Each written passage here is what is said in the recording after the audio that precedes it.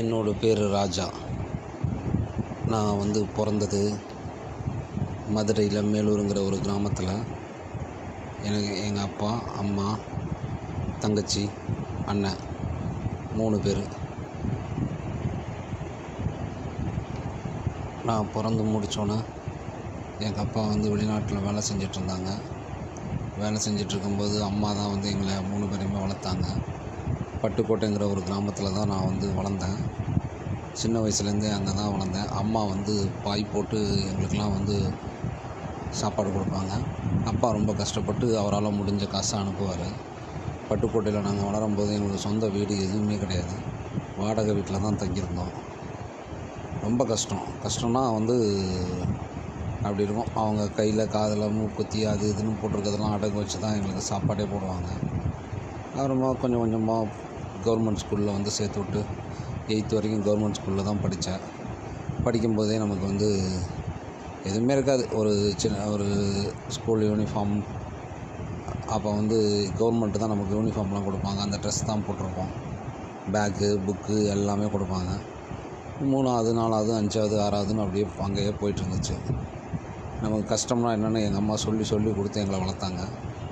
நான் 3வது, 4வது, 5வது படிக்கும்போதே ஓரளவு சுமாராக தான் படிப்பேன். எனக்கு நல்ல நண்பர்கள் வட்டாரம். என்னோடய ஃப்ரெண்டு ஒரு 3 பேர் இருப்பானுங்க ஃபுல்லாக. ஏன்னா 8th வரைக்கும் தான் அந்த ஊரில் படிப்பு.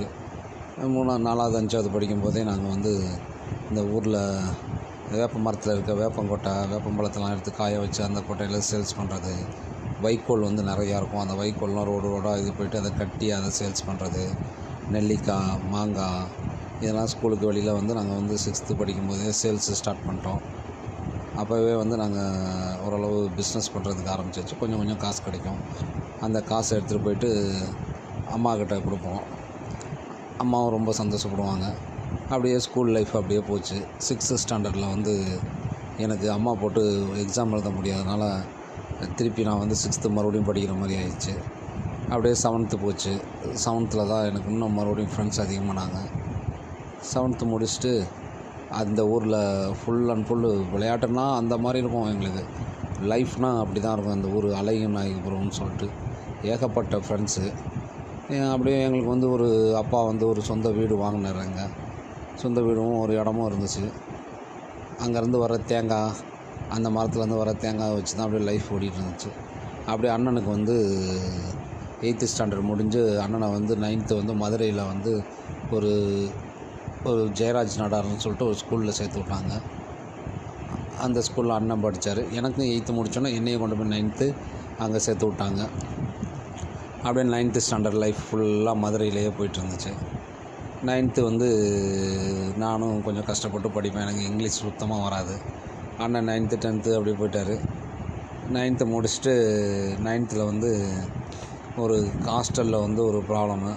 சுத்தமாக காசு இல்லை. அதனால் என்ன பண்ணிட்டேன், எல்லாரோட நோட்டெல்லாம் எடுத்துன்னு போய் எடைக்கு போட்டு நான் மாட்டிக்கிட்டேன். அதனால் என்னை சஸ்பெண்ட் பண்ணிட்டாங்க.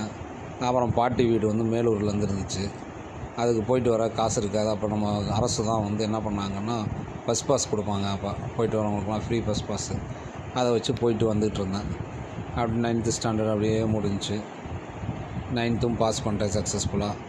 எங்கள் ஸ்கூலை பொறுத்தளவில் பயங்கர ஸ்ட்ரிக்ட்டு. அது கோயட் கிடையாது, வெறும் ஜென்ஸு ஸ்கூல் தான். அந்த ஸ்கூலில் ஸ்ட்ரிக்ட்னா சொல்லவே தேவையில்ல. அந்தளவுக்கு டிசிப்ளினான ஸ்கூலு. ஹாஸ்டலில் தானே படிச்சிருந்தேன். அதனால் டிசிப்ளின் பயங்கரமாக இருக்கும். 10th ஸ்டாண்டர்டு 10th நான் பாஸ் ஆவானா ஃபெயில் ஆவானானே தெரில. பயங்கர கஷ்டப்பட்டு 10th படித்தேன். 10th படித்து முடிச்சுட்டு 10th ஸ்டாண்டர்ட் அப்படியே போச்சு. படித்து முடிச்சுட்டு ஒரு ஃபெயில் ஆயிடுவேன்னு நினச்சாங்க. ஒரு 350 மார்க் எடுத்தேன். 330 மார்க் எடுத்து கஷ்டப்பட்டு 10th முடித்தேன். அப்புறம் 11th ஸ்டாண்டர்ட் என்ன குரூப் எடுக்கலான்னு பார்க்கும்போது தான் பயாலஜி குரூப்பு எடுக்கலாம் அப்படின்னு சொல்லிட்டு பயாலஜி குரூப் எடுத்துகிட்டு என்னன்னே ஒரு ஐடியா தெரியாது. ஒரு மெரைன் இன்ஜினியர் ஆகணும்னு சொல்லிட்டு ஒரு ஐடியாவில் இருந்தேன். அப்போயுமே கஷ்டம்தான். அப்பா என்ன பண்ணார், மதுரையில் ஒரு தேங்காய் கடையில் காசு கொடுத்து வச்சுட்டு அதுலேருந்து வர லாபத்தை மட்டும் எங்களுக்கு ஹாஸ்டல் ஃபீஸாக கட்டிகிட்டு இருந்தார். நானும் 11th biology group 11th pass பண்ணிட்டேன். 11th பயங்கரமாக இருக்கும் லைஃபு. அதுவும் ஹாஸ்டலில் இருந்துட்டு 12th வரைக்குமே ஹாஸ்டல் தான். 12th ரொம்ப ரொம்ப ரொம்ப ரொம்ப கஷ்டம்.